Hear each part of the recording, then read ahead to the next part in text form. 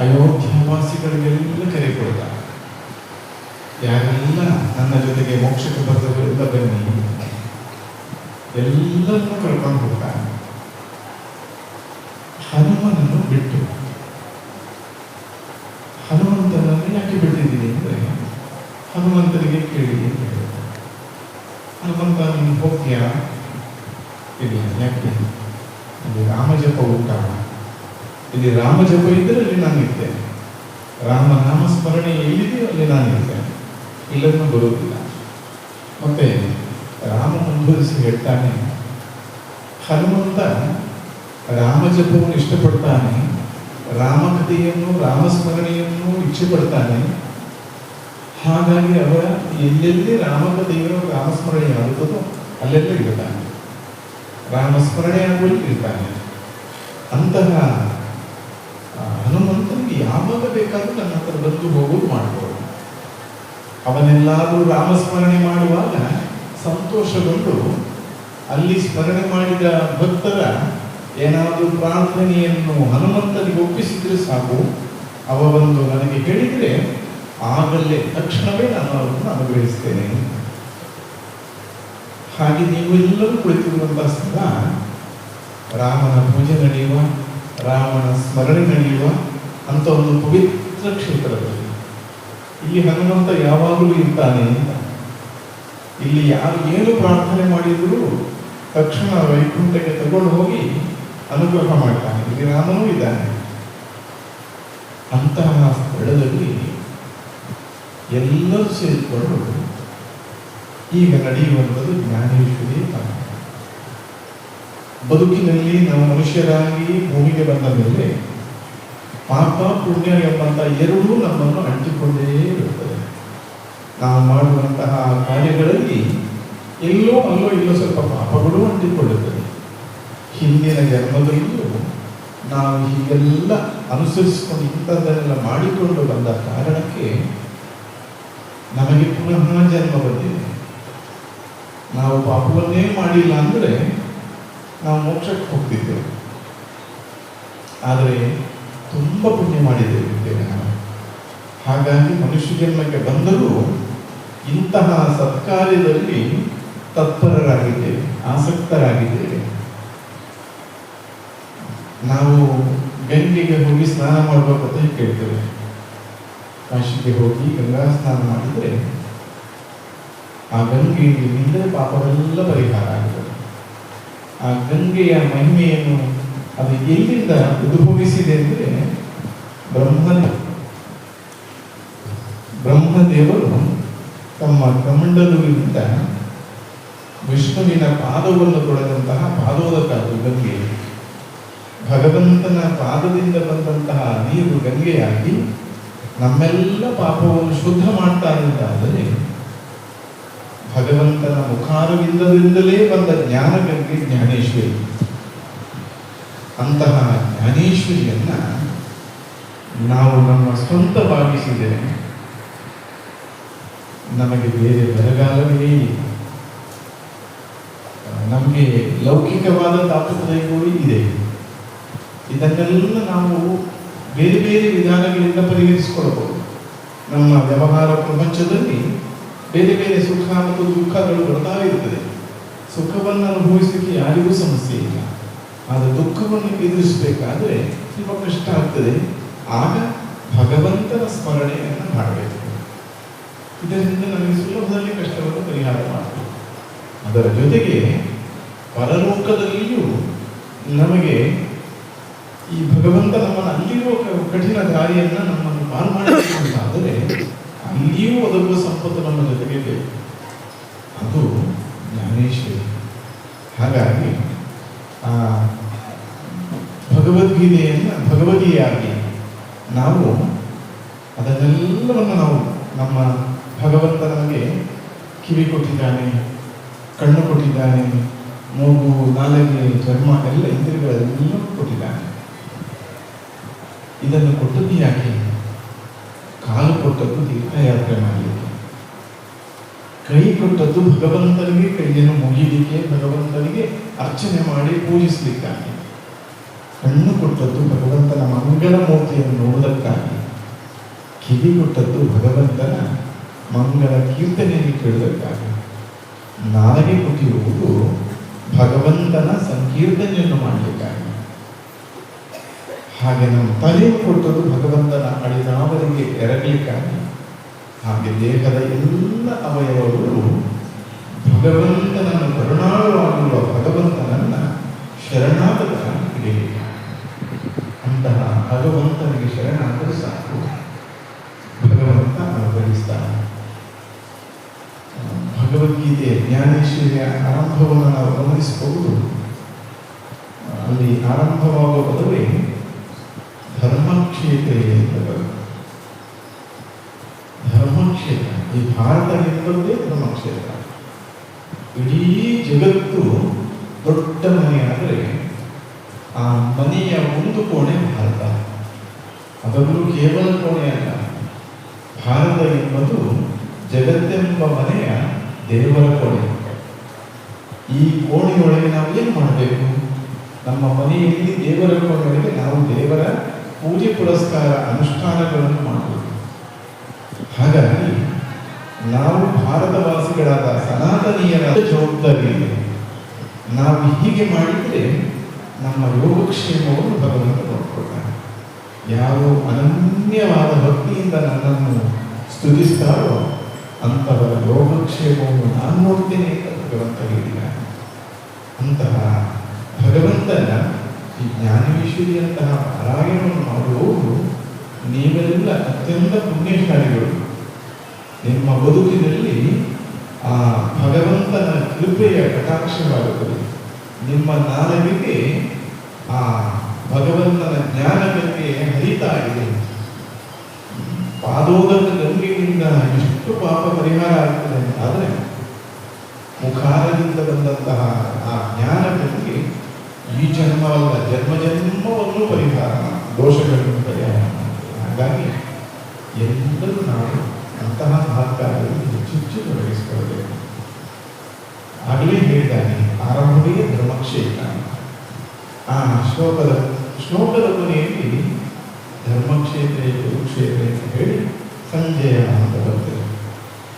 ಆ ಶ್ಲೋಕದ ಕೊನೆಯಲ್ಲಿ ಕಿಮ ಕೊಡುವುದು ಸಂಜಯ. ಆಗ ಆರಂಭದಲ್ಲಿ ಧರ್ಮ, ಆ ಶ್ಲೋಕದ ಕೊನೆಯಲ್ಲಿ ಸಂಜಯ ಜಯ. ಹಾಗಾದ್ರೆ ಎಲ್ಲಿ ಧರ್ಮ ಇದೆಯೋ, ಎಲ್ಲಿ ಧಾರ್ಮಿಕರಾಗಿರ್ತೇವೋ ಅಲ್ಲಿ ನಮಗೆ ಜಯವಿದೆ. ಇನ್ನು ಕೊನೆಗೆ ಅದೇ ಜ್ಞಾನೇಶ್ವರಿ ಕೊನೆಯಲ್ಲಿ ಬರುವುದು ಶ್ಲೋಕ ಯಾವುದಂದ್ರೆ ಧ್ರುವಾಂತಿ ಮತಿ ಮಮ. ಮಮ ಅಂತ ಬರ್ತದೆ. ಮಮ ಅಂದರೆ ನನ್ನ ಎಂದು ಅರ್ಥ. ಹಾಗಾದ್ರೆ ಆರಂಭದಲ್ಲಿ ಧರ್ಮ, ಕೊನೆ ನನ್ನ. ಹಾಗಾದ್ರೆ ಅದೇನು? ನನ್ನ ಧರ್ಮ. ಭಗವದ್ಗೀತೆ ಎಂಬುದು ನನ್ನ ಧರ್ಮ. ಅದು ಮನುಷ್ಯನಾದ ಮೇಲೆ ನಾನು ಯಾವತ್ತೂ ಬಿಡಬಾರದ ಧರ್ಮ ಅದು. ಹಾಗಾಗಿ ಇದನ್ನು ನಾನು ಅನುಸರಿಸಬೇಕು. ಈ ನಿಟ್ಟಿನಲ್ಲಿ ನೀವೆಲ್ಲ ನಿಮ್ಮ ಕರ್ಣ ಶುದ್ಧವಾಗ್ತದೆ, ನಿಮ್ಮ ನಾಲಿಗೆ ಶುದ್ಧವಾಗ್ತದೆ, ನಿಮ್ಮ ಕಣ್ಣು ಶುದ್ಧವಾಗ್ತದೆ. ಇಂತಹ ದೊಡ್ಡ ಕ್ರಾಂತಿ ನಾವೆಲ್ಲ ಮನುಷ್ಯರು. ಈ ಭೂಮಿ ಮೇಲೆ ಎಷ್ಟು ಮನುಷ್ಯರಿಲ್ಲ. ಲೋಕವನ್ನು ಗಮನಿಸಿ ಎಷ್ಟು ಅನ್ಯಾಯ ಅನಾಚಾರಗಳು ನಡೀತಾ ಇದೆ. ಆದರೆ ಅನ್ಯಾಯ ಅನಾಚಾರಗಳು ಮಾತ್ರ ಅಲ್ಲ, ಬಹಳ ಒಳ್ಳೆ ಕೆಲಸಗಳು ನಡೀತಾ ಇದೆ. ನಾವು ಆ ಒಳ್ಳೆ ಕೆಲಸ ಮಾಡುವವರಾಗಬೇಕು. ಭಗವಂತನ ಪ್ರೀತಿಗೆ ಪಾತ್ರರಾದವರಾಗಬೇಕು. ಭಗವಂತ ಭಕ್ತರ ಮೇಲೆ ತುಂಬ ವಾತ್ಸಲ್ಯ ಇರುವವರು. ಅಂತಹ ಭಗವಂತನನ್ನ ಭಕ್ತವತ್ಸಲ ಅಂತ ಕರೆದಿದ್ದಾರೆ. ಆ ಭಕ್ತವತ್ಸಲನಾದ ಭಗವಂತನ ವಾತ್ಸಲ್ಯಕ್ಕೆ ಮಹಾಭಾರತದಲ್ಲೇ ಅನೇಕ ಉದಾಹರಣೆ ಇದೆ. ಭೀಷ್ಮಾಚಾರ್ಯರು ಕೃಷ್ಣನ ಪರಮ ಭಕ್ತರು. ಆದರೆ ತನ್ನ ಅನ್ನದ ಋಣವು ಚಕ್ರವರ್ತಿಯ ಸಿಂಹಾಸನದ ಋಣವು, ಆ ಸಿಂಹಾಸನದ ಋಣಕ್ಕಾಗಿ ಕೌರವರ ಜೊತೆಗೆ ನಿಂತಿದ್ದಾರೆ. ರಕ್ಷಣೆ ಮಾಡಲಿಕ್ಕಾಗಿ ಅವರ ಜೊತೆ ಇರ್ತಾನೆ. ಶತ್ರು ಸೇನೆ ವಿರುದ್ಧವಾಗಿ ಇರ್ತಾನೆ. ಧರ್ಮಕ್ಕೆ ವಿರುದ್ಧವಾದ ದಂಡದಲ್ಲಿ ಇಲ್ಲ. ಅಂತಹ ಭೀಷ್ಮಾಚಾರ್ಯ ಪ್ರತಿಜ್ಞೆ ಮಾಡಿದ್ದಾರೆ, ನಾನು ಯುದ್ಧ ಭೂಮಿಯಲ್ಲಿ ಆಯುಧವನ್ನು ಹಿಡಿಯುವುದಿಲ್ಲ. ಅದೇ ಭಗವಂತ ಕೃಷ್ಣ ಆಯುಧವನ್ನು ಹಿಡಿಯುವುದಿಲ್ಲ ಅಂತ ಪ್ರತಿಜ್ಞೆ ಮಾಡಿದ್ದಾನೆ. ಅದೇ ಭೀಷ್ಮಾಚಾರ್ಯ ತನ್ನ ದೇವರಾದಂತಹ ಕೃಷ್ಣನಲ್ಲಿ ಆಯುಧವನ್ನು ಹಿಡಿಸ್ತೇನೆ ಅಂತ ಪ್ರತಿಜ್ಞೆ ಮಾಡಿದ್ದಾನೆ. ಭಗವಂತ ಆಯುಧವನ್ನು ಹಿಡಿಯುವುದಿಲ್ಲ ಅಂತ ಪ್ರತಿಜ್ಞೆ ಮಾಡಿದರೆ, ಭಕ್ತನಾದ ಭೀಷ್ಮಾಚಾರ್ಯ ಆಯುಧ ಹಿಡಿಸ್ತೇನೆ ಅಂತ ಪ್ರತಿಜ್ಞೆ ಮಾಡಿದ್ದಾರೆ. ಇದರಿಂದಾಗಿ ಮಹಾಭಾರತದ ಕುರುಕ್ಷೇತ್ರ ಯುದ್ಧ ನಡೆಯುವ ಸಮಯದಲ್ಲಿ ಭೀಷ್ಮಾಚಾರ್ಯರು ಬಹಳ ಪ್ರಯತ್ನ ಮಾಡ್ತಾರೆ ಕೃಷ್ಣನಲ್ಲಿ ಆಯುಧವನ್ನು ಬಿಡಿಸಬೇಕು ಅಂತ. ಹಾಗಾಗಿ ಕೃಷ್ಣನಿಗೆ ಘಾಸಿ ಮಾಡ್ತಾನೆ, ಕೃಷ್ಣನ ರಥಕ್ಕೆ ಘಾಸಿ ಮಾಡ್ತಾನೆ, ರಥದ ಕುದುರೆಗೆ ಘಾಸಿ ಮಾಡ್ತಾನೆ. ಒಂದು ಹಂತದಲ್ಲಿ ರಥದ ಆ ಚಕ್ರವೇ ಕಳಚಿ ಬಿಡುತ್ತೆ. ಕೃಷ್ಣನಿಗೆ ಕೋಪ ಬರುತ್ತೆ, ಕ್ರಮ ತಪ್ಪು ಯುದ್ಧ ಮಾಡಿದ್ದಾನೆ, ರಥದ ಚಕ್ರವೇ ಬಿದ್ದಿದೆ ಅಂದರೆ ಆ ಚಕ್ರವನ್ನು ಕೈಯೆತ್ತಿಕೊಂಡು ಭೀಷ್ಮಾಚಾರ್ಯನ ಮುಂದೆ ಆಕ್ರಮಣಕ್ಕೆ ಹೋಗ್ತಾನೆ.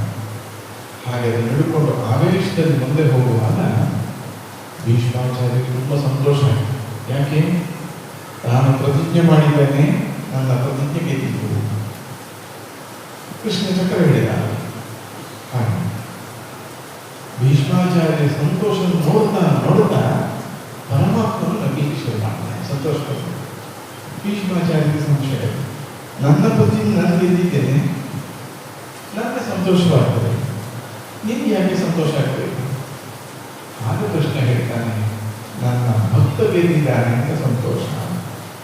ಹಾಗಾದರೆ ಭಗವಂತನಿಗೆ ತನ್ನ ಪ್ರತಿಜ್ಞೆಗಿಂತಲೂ ತನ್ನ ಭಕ್ತರ ಪ್ರತಿಜ್ಞೆ. ನಾವು ಅಂತಹ ಭಗವಂತನನ್ನ ನಮ್ಮ ಜೊತೆಗೆ ನಿರಂತರ ಇಟ್ಕೊಳ್ಬೇಕು.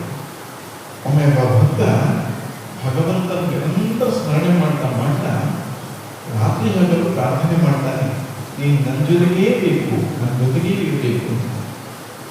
ಕನಸಿನಲ್ಲಿ ದೇವರು ಬಂದು ಹೇಳ್ತಾನೆ, ನೀನು ಯಾಕೆ ಇಷ್ಟು ಪ್ರಾರ್ಥನೆ ಮಾಡಿ ಬೇಕು? ಆಗ ಭಕ್ತ ಹೇಳ್ತಾನೆ, ನೀನು ನನ್ನ ಜೊತೆಗಿರಬೇಕು, ಅದಕ್ಕಾಗಿ ಪ್ರಾರ್ಥನೆ, ನಾನು ಯಾವತ್ತೂ ನಿನ್ನ ಜೊತೆಗಿದ್ದೇನೆ. ಆಗ ನನಗೆ ನೀನು ಕಾಣಿಸಿಕೊಳ್ಳುವಾಗ ಇರಬೇಕು. ಆಗ ಭಗವಂತ ಹೇಳ್ತಾನೆ, ಹಾಗೆ ಆಗುವುದಿಲ್ಲ, ಆದರೆ ನಿನ್ನ ಪ್ರಾರ್ಥನೆಗೆ ನಾನು ನಿನ್ನ ಹಿಂದೆ ಇದ್ದೇನೆ ಎಂಬುದನ್ನು ತಿಳಿಸಲಿಕ್ಕೋಸ್ಕರ ನಿನ್ನ ಹೆಜ್ಜೆಯ ಹಿಂದೆ 2 ಹೆಜ್ಜೆಯ ಗುರುತು ಇವತ್ತಿನಿಂದ ನಾನು ಕಾಣಿಸ್ಕೊಳ್ತೇನೆ. ಆ ರೀತಿಯಲ್ಲಿ ನಿನ್ನ ಜೊತೆಗಿದ್ದೇನೆ ಅಂತ ತೋರಿಸ್ಕೊಳ್ತೇನೆ. ಆ ನಂತರ ಈ ಭಕ್ತ ಹೆಜ್ಜೆ ಇಟ್ಟು ಮುಂದೆ ಹೋಗುವ ತಿರುಗಿ ನೋಡಿದರೆ ಅವನ ಪಾದದ ಗುರುತಿನ ಜೊತೆಗೆ ಇನ್ನೂ 2 ಪಾದದ ಗುರುತು ಭಗವಂತನನ್ನು ಕಾಣಿಸಿಕೊಳ್ತದೆ. ಹೀಗೆ ದಿನಗಳು ಹೋಯಿತು. ಆ ಭಕ್ತನಿಗೆ ಅವನ ಗ್ರಹಚಾರವಶ ಅವನಿಗೆ ಕಷ್ಟದ ದಿನಗಳು ಬಂತು. ಬಹಳ ಕಷ್ಟಪಡಲಿಕ್ಕೆ ಶುರುವಾದ. ತಿರುಗಿ ನೋಡಬೇಕಾದ್ರೆ 4 ಹೆಜ್ಜೆ ಗುರುತಿಲ್ಲ, 2 ಹೆಜ್ಜೆ ಗುರುತು. ಸಂಶಯ, ಭಗವಂತನ ಕಷ್ಟ ಕಾಲದಲ್ಲಿ ಬಿಟ್ಟುಬಿಟ್ಟು ನಾವೆಲ್ಲ ಸುಲಭದಲ್ಲಿ ದೇವರನ್ನು ಆರಂಭಿಸುವುದು, ಬಿಟ್ಟುಬಿಟ್ಟ ನನ್ನನ್ನು. ಆದರೂ ಅವನಲ್ಲಿ ಬೇರೆ ಆಶಯ ಇಲ್ಲ. ಭಕ್ತ ದೇವರನ್ನೇ ಪ್ರಾರ್ಥಿಸಿ ಪ್ರಾರ್ಥಿಸಿ ಪ್ರಾರ್ಥಿಸಿ ಬಹಳ ಸಮಯಗಳ ನಂತರ ಅವನ ಕಷ್ಟ ಎಲ್ಲ ಪರಿಹಾರ. ಮತ್ತೆ ತಿರುಗಿ ನೋಡ್ಬೇಕಾದ್ರೆ 4 ಹೆಜ್ಜೆ ಬರುವುದೇ ಕಾಣ್ತದೆ. ಇದು ಯಾಕೆ ಹೀಗಾಯಿತು? ಆಗ ಮತ್ತೆ ಭಗವಂತನಲ್ಲಿ ಪ್ರಾರ್ಥಿಸ್ತಾನೆ. ಒಮ್ಮೆ ಕನಸಿನಲ್ಲಿ ಬಂದು ಭಗವಂತ ಹೇಳ್ತಾನೆ, ಏನು ಸಂಶಯ? ಆಗ ಹೇಳ್ತಾನೆ, ನನ್ನ ಕಷ್ಟ ಕಾಲದಲ್ಲಿ 2 ಹೆಜ್ಜೆ ಕೂತ್ಕೊಂಡು ನನಗೆ ನಿಮ್ಮ ಮೇಲೆ ಸಂಶಯ ಆಯಿತು. ಆಗ ಭಗವಂತ ಹೇಳ್ತಾನೆ, ನೀನು ತಪ್ಪಾಗಿ ತಿಳ್ಕೊಂಡಿದ್ದೇನೆ. ನೀನು ಸುಖವಾಗಿ ನೆಮ್ಮದಿರುವಾಗ ನಿನ್ನ ಬೇಡಿಕೆಯಂತೆ ನಿನ್ನ ಹಿಂದಿನ ನಾನು ಬಂದೆ. ಹಾಗಾಗಿ ನಿನ್ನ 2 ಹೆಜ್ಜೆಯ ಗುರುತುಗಳ ಹಿಂದೆ ನನ್ನ 2 ಹೆಜ್ಜೆ ಗುರುತು ಕಾಣಿಸ್ಕೊಳ್ತಿತ್ತು. ಆದರೆ ಈಗ ಕಷ್ಟದ ಕಾಲವನ್ನು ನಿಮಗೆ ಬಹಳ ಸೋತಿದೆಯಾ, ಶಾರೀರಿಕವಾಗಿ ಮಾನಸಿಕವಾಗಿ ತುಂಬ ಕುಗ್ಗಿದ ಸಮಯದಲ್ಲಿ ನಿನ್ನ ಹಿಂದಿಂದ ನಾನು ಬಂದೆ.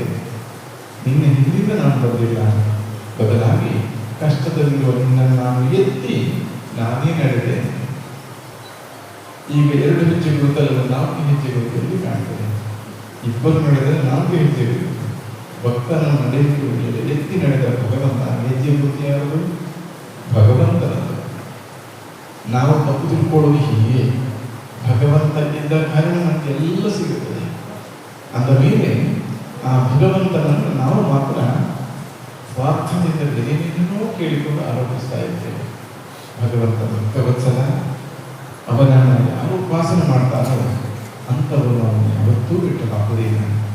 ಹಾಗಾಗಿ ಈ ಜ್ಞಾನೇಶ್ವರಿ ಎಂಬಂತಹ ಈ ಮಹಾಭಕ್ತಿಯ ಗಂಗೆ ನಮಗೆ ಜ್ಞಾನ ಎಂಬಂಥದ್ದು, ಜ್ಞಾನ ಎಂಬುದನ್ನು ಬೆಳಕು, ಅಜ್ಞಾನವನ್ನು ಬರ್ತದೆ ಅಂತ ನಮ್ಮ ಬದುಕಿನಲ್ಲಿರುವ ಅನೇಕ ಸಮಸ್ಯೆಗಳಿಗೆ, ದುಃಖಗಳಿಗೆ ನಮ್ಮ ಅಜ್ಞಾನವೇ ಕಾರಣ ಆಗ್ತದೆ.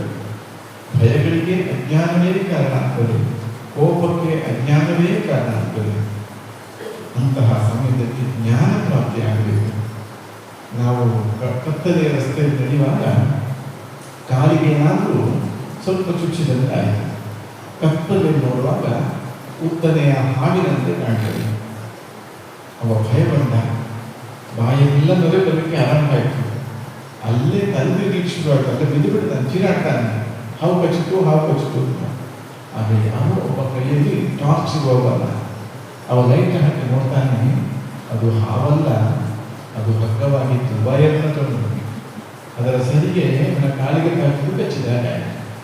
ಅವನ ಎಬ್ಬಿಸಿ ಹೇಳ್ತಾರೆ, ಅಲ್ಲಪ್ಪ ಇದು ಹಾವಲ್ಲ, ಇದು ಹಗ್ಗ, ನಿಮ್ಗೇನು ಅಪಾಯ ಇಲ್ಲ, ಹಾವು ಅಲ್ಲ ಹಗ್ಗ ಅಂತ ಗೊತ್ತಾದ ಕೂಡಲೇ ಅವನಿಗೆ ವಿಷಯ ಎಲ್ಲ ಒಮ್ಮೆಲೆ ಹೇಳಿಬಿಡ್ತು. ಹೀಗೆ ಅಜ್ಞಾನದಲ್ಲಿ ಹಗ್ಗವನ್ನು ಹಾವೆಂದು ಭ್ರಮಿಸಿ ವಿಷ ಬಂದಂತೆ ನಮ್ಮ ಬದುಕಿನಲ್ಲಿ ಅಜ್ಞಾನವಿದ್ದಾಗ ಸಮಸ್ಯೆಗಳನ್ನೆಲ್ಲ ನಾವು ತಪ್ಪಾಗಿ ತಿಳ್ಕೊಂಡು ಮತ್ತೆ ಸಮಸ್ಯೆಗಳ ಮೇಲೆ ಸಮಸ್ಯೆ ಉತ್ಪತ್ತಿಯಾಗ್ತದೆ.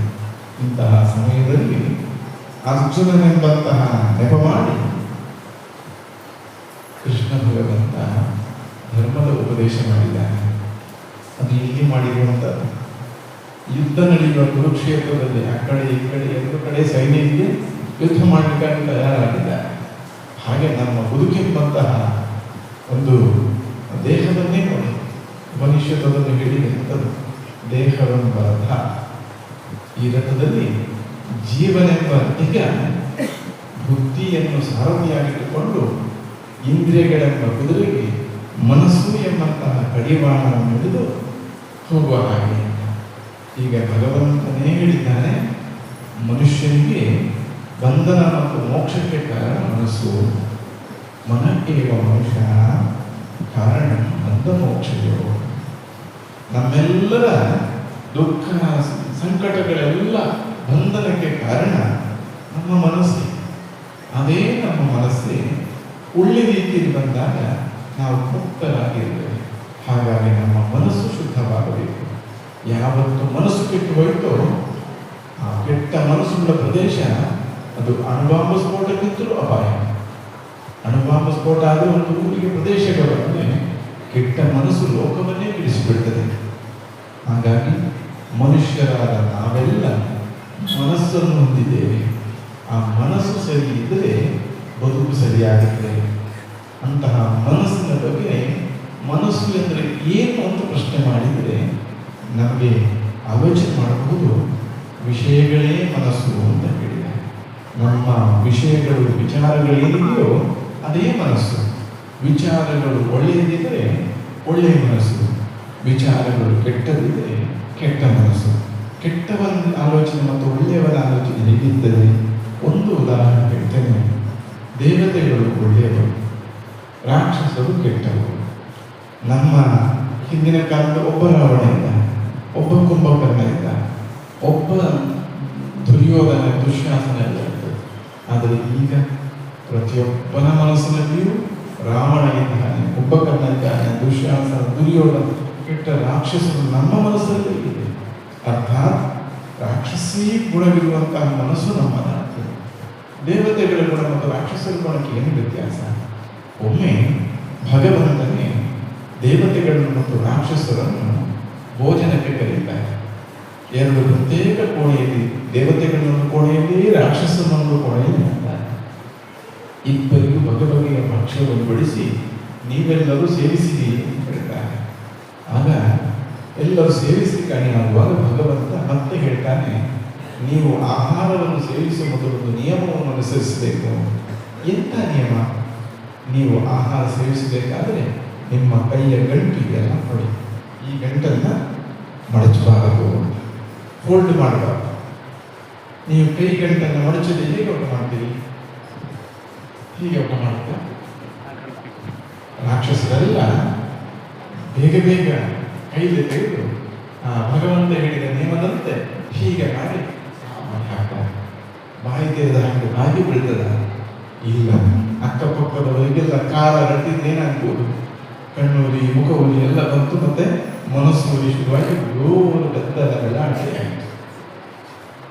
ಊಟ ಮಾಡಲಿಲ್ಲ, ಎಲ್ಲ ಆಹಾರ ಹಾಳಾಯಿತು, ವಾತಾವರಣ ಕೆಟ್ಟೋಯಿತು, ಬೊಬ್ಬೆ ಗದ್ದಲಗಳೇ ಆಯಿತು. ಆದರೆ ದೇವತೆಗಳ ಕೋಣೆಯಲ್ಲಿ ಯಾವ ಸದ್ದು ಇಲ್ಲ. ರಾಕ್ಷಸರಲ್ಲಿ ಕೆಲವರು ಇದ್ದುಕೊಂಡು ಮೆಲ್ಲ ಕಿಟಕಿಯಲ್ಲಿ ಇಳಿಲಿಕ್ಕೆ ಹೋಗ್ತಾರೆ. ಅವರು ಆರಾಮದಲ್ಲಿ ಎಲ್ಲರೂ ಭೋಜನ ಮಾಡ್ತಾರೆ. ಯಾವ ನಿಯಮಗಳನ್ನು ಉಲ್ಲಂಘನೆ ಮಾಡಿಲ್ಲ. ಹೇಗೆ ಮಾಡಿದ್ರು? ದೇವತೆಗಳಲ್ಲಿ ಒಬ್ಬ ಆಲೋಚನೆ ಮಾಡ್ತಾನೆ, ಕೈ ಗಂಟು ಮಡಚಬಾರದು ಅಂತ ಹೇಳಿದ್ದಾನೆ. ಅರ್ಥಾತ್ ನನ್ನ ಗಂಟನ್ನು ಮಡಚಿದ್ರೆ ಮಾತ್ರ ನನ್ನ ಬಾಯಿಗೆ ಆಹಾರ ಸಿಗ್ತದೆ. ಕೈ ಗಂಟನ್ನು ಮಡಚಬಾರದು ಅಂತ ಹೇಳಿ ದೇವರು ಕೊಟ್ಟ ನಿಯಮ ನೀನು ತಿನ್ಬೇಡ, ಮತ್ತೆ ನಿನ್ನ ಮುಂದಿದ್ದವರಿಗೆ ತಿನ್ನಿಸು ಅಂತ ಭಗವಂತ ಹೇಳಿತು.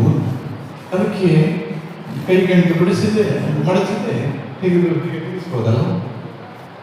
ಕೈ ಗಂಟು ಮಡಿಸಿದೆ. ಅವತ್ತು ತಿಂದವ ಏನು ಯೋಚನೆ ಮಾಡ್ತಾನೆ, ನನಗೆ ಕೊಟ್ಟು ಅವನಿಗೆ ನಾನು ತಿನ್ನಿಸ್ಬೇಕು ಬೇಡ. ಹೀಗೆ ಪರಸ್ಪರ ಸೇರಿಸ್ತಾರೆ.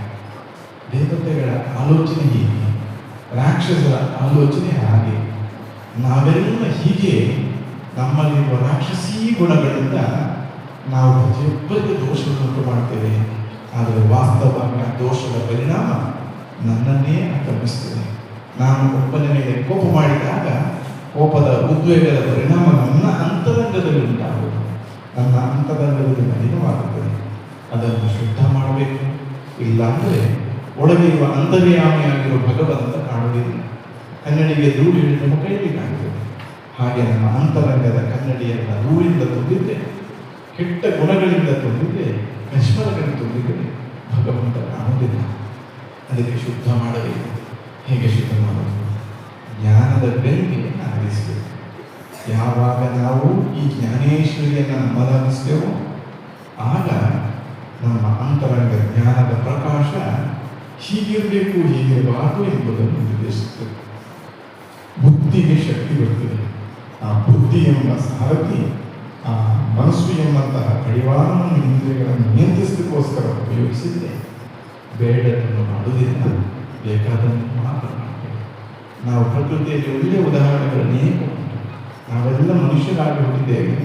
ಆದರೆ ಆ ಮನುಷ್ಯರಾದ ನಾವು ಒಳ್ಳೆಯವರಾಗಿ ಬದುಕಬೇಕು. ಅದು ಬದುಕಬೇಕು ಆದರೆ ಇಂತಹ ಭಗವಂತನ ಮುಖಾರವಿಲ್ಲದ ಜ್ಞಾನೇಶ್ವರಿ ಅನುಗ್ರಹ ಮಾಡಬೇಕು. ಆ ಅನುಗ್ರಹದಿಂದ ನಮಗೆ ನೆಮ್ಮದಿಯಾಗುವಂಥದ್ದು. ನಾವು ತುಳಸಿಯನ್ನು ನೋಡಿದ್ದೇವೆ. ತುಳಸಿ ಗಿಡದಲ್ಲಿ ತುಳಸಿ ಎಲೆ ಇದೆ. ಭಗವಂತನಿಗೆ ನಾವು ಅದನ್ನು ಸಮರ್ಪಿಸ್ತೇವೆ. ದೇವರಿಗೆ ನಾವು ತುಳಸಿ ಎಲೆಯನ್ನು ಸಮರ್ಪಿಸ, ಆದರೆ ಎಲೆಯಾಗಿ ಹುಟ್ಟಿದಂಥ ತುಳಸಿ ಅದರ ಪಾಡು ನೋಡಿ ಅದು ಹೂವಾಗಿ ಬದುಕಿದೆ. ಎಲೆಯಾಗಿ ಹುಟ್ಟಿ ಹೂವಾಗಿ ಬದುಕಿದಂತಹ ತುಳಸಿಯಂತೆ ನಮ್ಮ ಬದುಕಾಗಬೇಕು.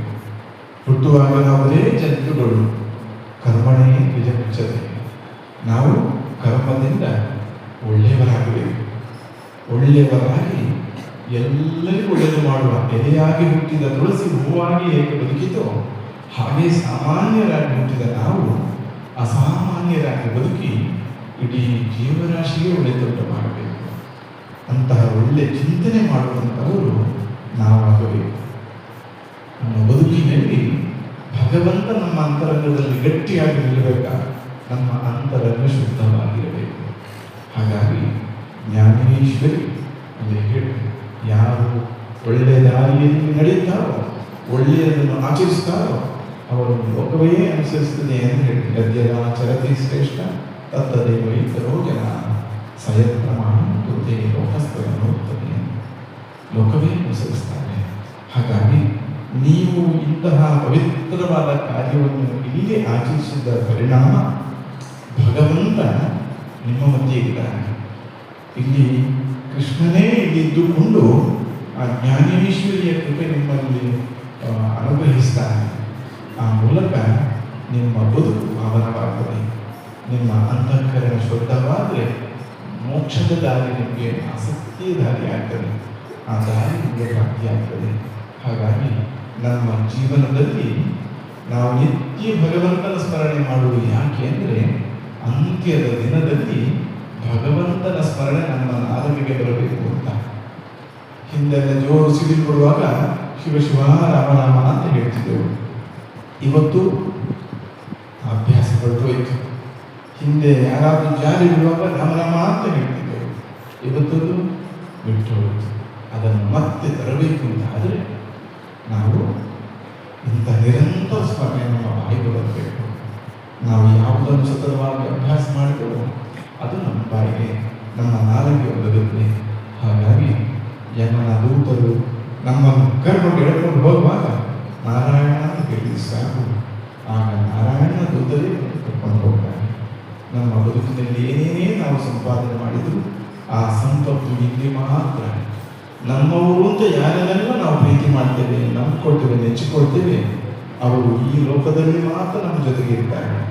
ಇಲ್ಲಿಂದ ಬಿಟ್ಟು ಹೊರಡುವ ಯಾತ್ರೆಗೆ ಅವರು ಯಾರೂ ಬರುವುದಿಲ್ಲ.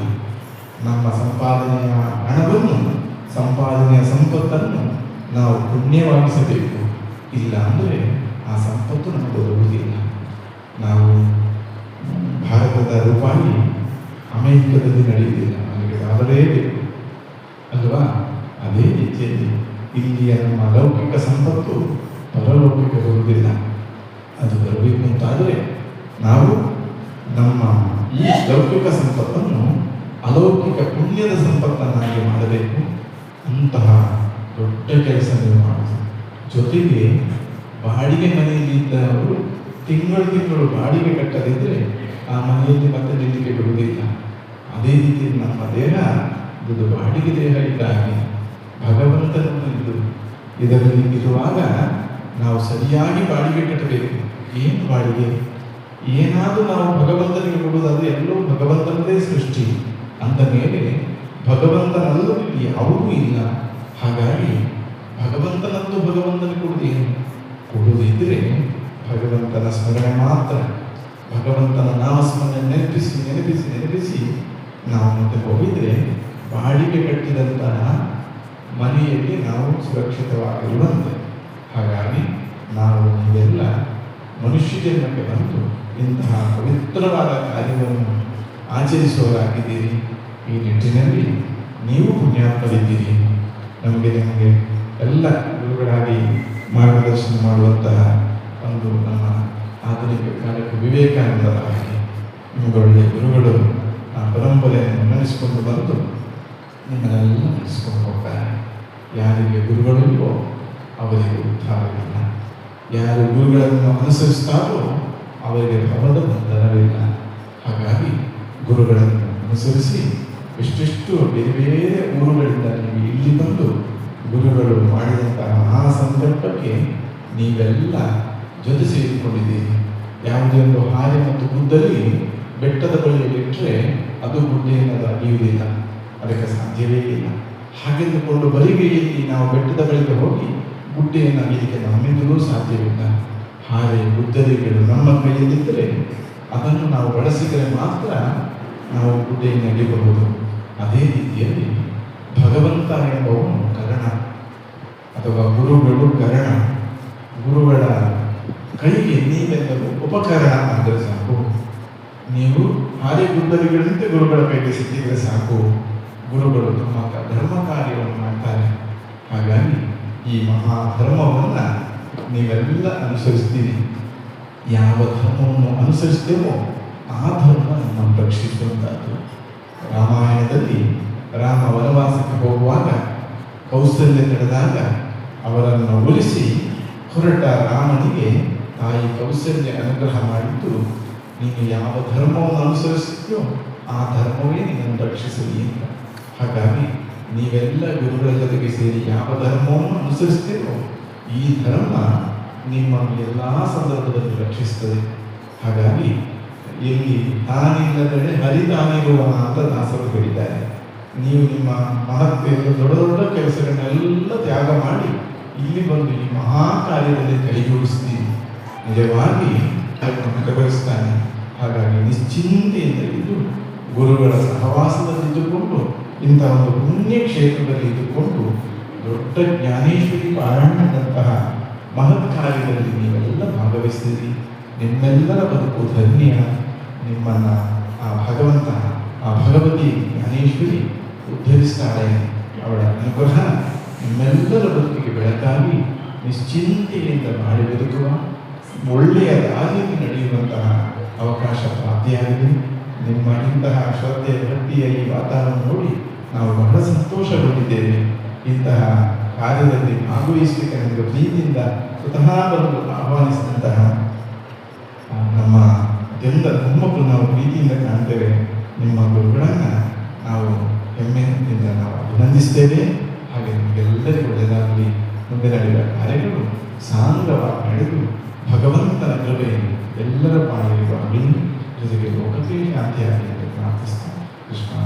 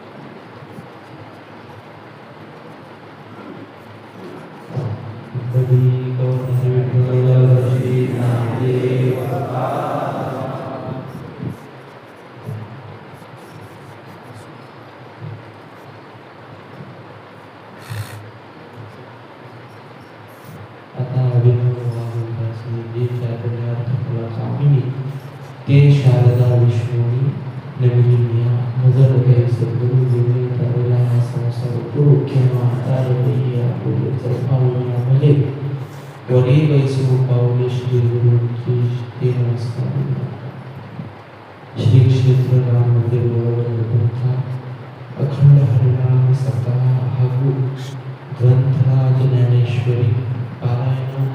ಆ ಪಾರಾಯಣ ಒಳಗ ನಡೆದಂಥ ಇವತ್ತಿನ ಪ್ರವಚನ ಸೇವೆ, ಪ್ರವಚನ ಪುಷ್ಪ ನಮ್ಮ ಶ್ರೀ ಸ್ವಾಮೀಜಿ ಅವರು ಅಂತಿದ್ರು. ಯಾಕಂದ್ರೆ ಜ್ಞಾನೇ ಮತ್ತು ಜ್ಞಾನೇಶ್ವರಿ ಒಳಗೆ ಏನು ಗುಹ್ಯ ಜ್ಞಾನ ಭಗವಂತ ಅರ್ಜುನಿಗೆ ಸಂಜೀವಿ ಇವ್ರ ಬಗ್ಗೆ ಏನು ಮಾತಾಡ್ಯಾರ, ಅದೇ ಪ್ರಕಾರ ಅದರ ಮ್ಯಾಲೆ ಬರೆದಿದ್ದು ಏನು ಓವಿಗಳು ಅದಾವೆ, ಪದಗಳು ನಾವೇನು ಮಾಡ್ತೀವಿ.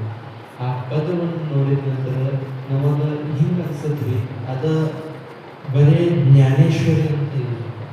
ಯಾಕಂದ್ರೆ ಅದ ಜ್ಞಾನ ಮತ್ತು ಈಶ್ವರ, ಆ ಈಶ್ವರ ಸಮೀಪ ಹೋಗುದ ಜ್ಞಾನ ಇರಲಿ ಮತ್ತು ಆ ಈಶ್ವರಿಗೆ ನಾವು ನಮ್ಮ ಹೃದಯ ಒಳಗೆ, ನಮ್ಮ ಕಂಠ ಒಳಗಿರಲಿ, ನಮ್ಮ ಪಂಚಪ್ರಾಣ ಒಳಗೆ ಆ ಈಶ್ವರ ಕೊಟ್ಟಿದ್ದು ಏನು ಬಾಡಿಗೆ ಶರೀರ ಐತ್ರಿ, ಆ ಬಾಡಿಗೆ ಶರೀರ ಒಳಗೆ ಆ ಭಗವಂತನ ವಾಸ ಇದ್ದೇ ಇರುತ್ತೆ. ಆದ್ರೆ ಅದ್ರ ಪೂಜೆ ನಾವು ಯಾವ ಪ್ರಕಾರ ಮಾಡಬೇಕಂತ ಆ ಜ್ಞಾನೇಶ್ವರಿ ಒಳಗಿಂದ ನಮಗೆ ಗುರುತಾಗತ್ತೆ. ಮತ್ತು ಜ್ಞಾನೇಶ್ವರಿ ಒಳಗೆ ನೀವು ಈಗ ಪ್ರತಿಯೊಬ್ಬರು ಓದ್ತೀರಿ, ಓದಿದ ನಂತರ ನಾವು ಅಧ್ಯಾಯ ಮುಗಿದುಕೊಳ್ಳಿ ಅಂತೇಳಿ ಇತಿ ಶ್ರೀ ಜ್ಞಾನದೇವ ವಿರಚಿತ ಭಾವಾರ್ಥ ದೀಪಿಕಾಯ ಪ್ರಥಮೋಧ್ಯಾಯ, ದ್ವಿತೀಯೋಧ್ಯಾಯ, ತೃತೀಯೋಧ್ಯಾಯ ಹಿಂಗೆ ಬರೆದಿರ್ತೀವಿ. ಆದರೆ ಏನು ಭಾವಾರ್ಥ ದೀಪಿಕಾ ಏನೈತ್ರಿ, ಭಾವಾರ್ಥ ಇದರ ಒಂದು ಜ್ಞಾನೇಶ್ವರಿಗೆ ಏನೈತ್ರಿ ಒಂದು ಹೆಸರು ಅಂತ ಐತಿ. ಯಾಕಂದ್ರೆ ಭಾವ ನಮ್ಮ आयुष्यावर बदलता भाव आदरचा दीपक म्हणजे आपल्या भावाचं जे आपण जी ज्योत लावतो तर त्या ज्योतीने त्या ग्रंथाला जरी ओवाळलं तरी त्या आपल्याला त्या ग्रंथाचं जे काही ओवाळण्याचं जे साधन आहे तर ते आपल्याला काय होतं, प्राप्त होतं. आता मगाशी जसं म्हणते तर आपण जर बघितलं तुकोबरायचं एक अभंग आहे, भक्ती ते नमन वैराग्य तो त्याग ज्ञान ब्रह्मी भोग ब्रह्मात्मक. काय भक्ती त्याच्याकडे आहे किंवा भक्ती ಯಾರಿಗಿಲ್ವಾ ಅವ್ರಿಗೆ ತುಕೋಬರಾಯ ಅಂತಾರೆ, ಅವ್ರಿಗೆ ವೈರಾಗ್ಯವನ್ನು ಏನು ಮಾಡ್ತಾರೆ, ನಮನ ಮಾಡಿ ಆ ವೈರಾಗ್ಯದ ಇಲ್ಲಾಂದ್ರೆ ಆ ವೈರಾಗ್ಯಗೆ ಹೆಂಗೆ ನಾವು ಹೃದಯ ಒಳಗೆ ಕಲಿಸ್ಕೊಂಡು ಭಗವಂತಂದ ವಿಚಾರ ಮಾಡಬೇಕಂತ ಅದೇ ಏನು ಹೇಳ್ತಾರಪ್ಪ ಅದರ ಬಗ್ಗೆ ಹೇಳ್ತಾ ಇದ್ದಾರೆ. पण खरं जर बघायला जर गेलो तर ज्यावेळेस एखादा अधिकारी पुरुष, काय एक अधिकारी पुरुष, एखादा अधिकारी पुरुष जर असला तर त्याच्या समोर माशाने म्हणा किंवा उंदराने उड्या मारलेलं चालत नाही. त्याचप्रमाणे आपले संगीत अधिकारी असल्यामुळं जेवढं न्यूनतेपुरते अधिकारी सर्व करूनही घ्यावे तुमते विविध असेल, असं ज्याप्रमाणे माऊली सांगतात न्यूनतेपुरते बरोबर, अधिकते सरते, अधिकही करू नका आणि कमीही करू नका. जेवढं तुमच्या हाताने होईल तेवढं भगवंताचं नामस्मरण करत चला आणि त्या नामस्मरणाच्या बळावर आपल्याला एक ना एक दिवस एक सिद्धी म्हणा किंवा ज्यावेळेस आपण नामस्मरण करतो तर तुकोबराय खूप भारी म्हणतात काय, तीर्थते क्षेत्र जगितेची पवित्र. त्याप्रमाणे आपण जर बघितलं तर आपण क्षेत्रावर जाऊन जर नामाचा महिमा जर गायला तर त्या नामाच्या महिमेतून आपल्याला जे फल प्राप्त होतं म्हणा किंवा आपलं जे फल आहे तर हे फल हे भगवंत आपल्याला वैयक्तिक म्हणा किंवा स्वतः येऊन आपल्याला ते काय करतो, आशीर्वाद करतो. त्याचप्रमाणे आज श्री क्षेत्र राम मंदिर महासंस्थान इथं आपले सगळ्यांना तो फळ म्हणा किंवा ते प्रसाद द्यायला, त्याचप्रमाणे ते फळ द्यायला आपल्याला स्वतः स्वामीजी आपल्या इथं येऊन पधारून आपल्याला ते फळ म्हणा किंवा त्यांच्या जे वाघपुष्पातलं जे काही फळ आहे बरोबर, हे फळ आपल्याला दिलं. हे शब्द ब्रह्म अशेष, याची मूर्ती सुवेश बरोबर, जे निर्देश मिरवित असेल. त्याप्रमाणे आपण सगळ्यांनी स्वामीजीला एकदा आणखी एकदा नमन करून आपलं पुढील वाटचाल आपण चालू ठेवू. कुंडली